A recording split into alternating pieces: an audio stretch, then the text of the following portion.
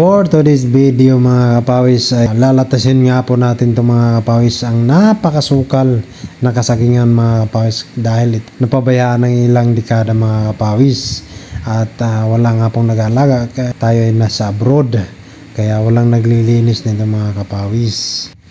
Kaya sinama ko na nga po itong ating isang kapawis din mga kapawis para labangin natin itong isang napakasukal na damuhan.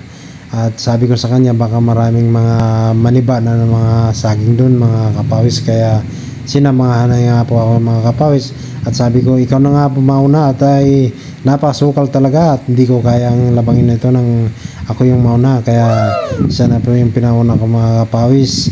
At habang tatapas-tapas ng mga kapawis ay nagbibideo-video naman ako mga kapawis para naman may documentary tayo, may mapanood tayong mga kapawis na nasa probinsya na makaka-relate sa mga ganitong sitwasyon, mga ganitong pangyayari sa ating buhay mga kapawis.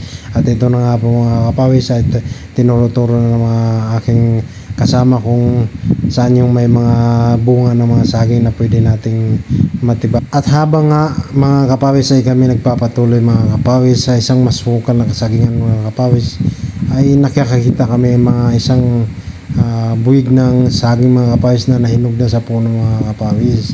At ito ay napaka swerte mga kapawis at nakakita tayo ng hinog mga kapawis kasi gutom na rin ako sa kakakyat namin mga kapawis.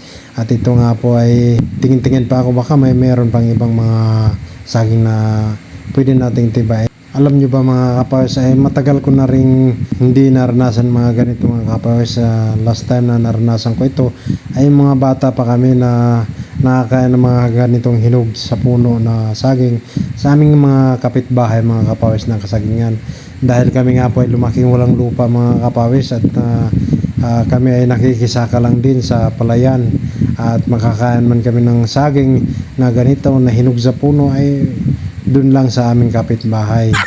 Kaya laking pakasalamat ko talaga mga kapawis sa ating buong may kapal at tayo ay binigyan ng pagkakataon na magkaroon ng ganitong opportunity na magkaroon ng lupa mga kapawis at makapagtanim ng mga sagingan mga kapawis at maranasan mga kapawis sa mga ganitong sitwasyon sa buhay na yung sarili na natin.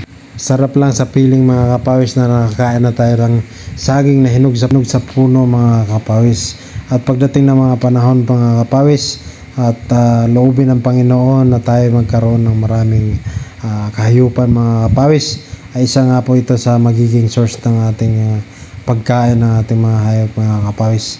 At para makatipid po tayo mga kapawis ng ating mga ipapakain mga feeds mga kapawis ay mas masustansya at masarap po ito sa mga alaga nating mga baboy, manok at kung ano pa mga kapawis sa pagdating ng panahon na ito may mag-alaga tayo mga kapawis. Ang aking kasama ay nagtitiba na ng mga saging at nilinis na rin namin mga kapawis at napakasukal talaga ng puno mga kapawis. Hindi na namin makita yung ibang mga bunga kaya aming nilinis na para sa sunod na pagpunta namin dito hindi na kami mahirapan pang maghanap ng mga bunga. At alam nyo ba mga kapawis na maganda rin sa mga saging pag ito sila ay nalilinisan mga kapawis at nakakahinga-hinga sila mga kapawis, kaya lalaki ang kanilang bunga at tataba sila mga kapawis. Kaya pagkatapos nga po naming linisan ng ibang parte ng sagingan mga kapawis ay nagdahan-dahan na rin po kaming